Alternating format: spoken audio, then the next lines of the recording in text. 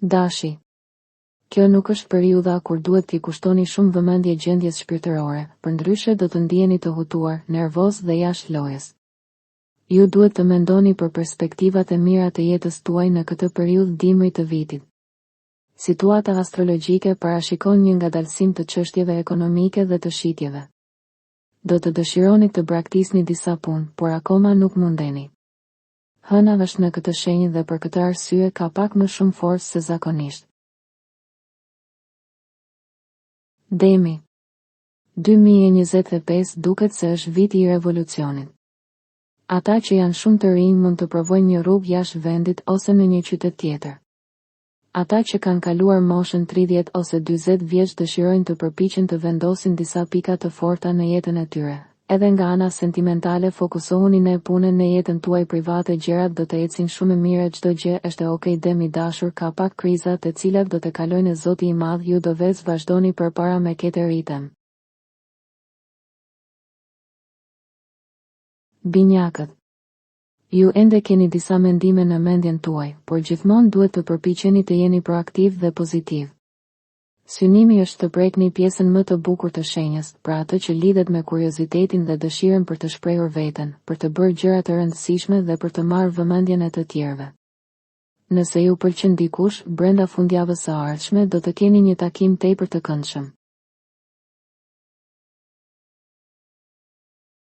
Gaforia. Ju po punoni për të patur qetësi dhe ekuilibër, por është e vështirë për t'u arritur sepse keni shumë njerëz rrotull. Kjo është arsyeja pse në jetën tënde vazhdimisht kërkon zgjidhje dhe pika marrëveshjeje, të cilat për momentin nuk mund të realizohen. Edhe në dashuri, në të vërtetë, ekziston mundësia që të lindin disa pyetje. Luani. Në këtë fazë ju ndoshta keni një dëshirë të madhe për të hedhur poshtë gjithçka që nuk ju kënaq. Ju nuk i doni pjesën më të madhe të njerëzve, kështu që ose i doni njerëzit përreth jush, ose i largoni ata. Tani për tani ju duhet të bëni disa zgjedhje sa i përket punës. Nëse disa rrugë nuk janë ndërprerë në fillim të dhjetorit, atëherë do të ndodhin në pranverë. Ju gjithashtu mund të kryeni një projekt të ri ose një punë të re. Virgjëresha. Viti i ri lind në një mënyrë shumë energjike dhe intensive. Për momentin, ju mund të largoheni nga një e kaluar e vështirë ose të merrni një çmim të mirë. Për shembull, ata që do të marrin një çmim ose të kryejnë një projekt me sukses do të jenë më me fat. Në vitin 2025 të rinjt mund të mendojnë që të mbarojnë një kurs të rëndësishëm ose të fillojnë një studim të ri. Peshorja. Viti i ri fillon në një mënyrë të rëndësishme, por edhe të hutuar. Ju do të keni një person të këndshëm pranë vetes sepse në shenjën tuaj është Venusi. Kjo do të thotë që referencat familjare dhe emocionale janë shumë të rëndësishme për të ardhmen tuaj. Rekomandohet që të mos bëni asgjë duke u nxituar. Akrepi. E enjtja dhe e premtja do të jenë mjaft interesante për ju, edhe nëse mund të përballeni me vështirësi në mëngjes. Pjesa e dytë e janarit do të jetë shumë intriguese për ju.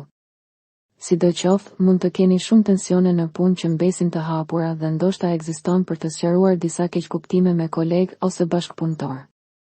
Bëni mirë që t'i kushtoni vëmendje këtyre çështjeve. Shigjetari. Do të përjetoni ditë të qetë se hëna është në favorin tuaj. Kjo do të zgjas deri të premten dhe do të bëni gjithçka dëshironi. Sa i përket dashurisë, mund të ndjeni emocione shumë interesante. Nëse jeni beqar, mund të ndërtoni diçka të bukur me dy shenjat të zodiakut, siç janë Dashi dhe Ujori. Bricjapi. Dita do të ketë pak tension, sepse do të keni disa diskutime në shtëpi, por në fund ju jeni fituesi.